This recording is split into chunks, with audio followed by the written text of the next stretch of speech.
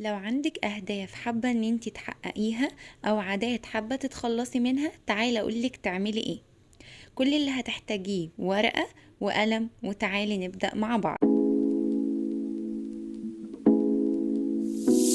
اول حاجة هتقسمي الصفحة نصين، جنب هيبقى للحاجات اللي انتي حابة تحققيها، والناحية التانية للحاجات والعادات اللي انتي حابة تتخلصي منها.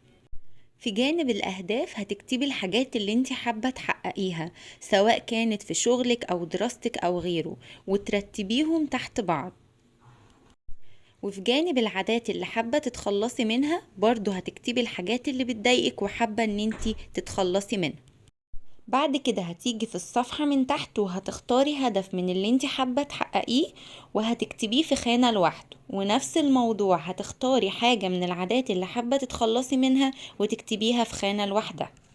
اكتبي جنب الهدف الحاجات اللي المفروض تعمليها علشان توصلي للهدف ده، سواء كانت شغل أو دراسة أو غيره. ونفس الموضوع هتيجي جنب العادة اللي حابة تتخلصي منها وتكتبي الحاجات اللي لازم تعمليها علشان توصلي لده. وبالشكل ده أهدافك هتبقى موجودة قدامك والحاجات اللي انت حابة تتخلصي منها، وده هيساعدك ان انت تحققي ده بشكل أسرع. مع السلامة.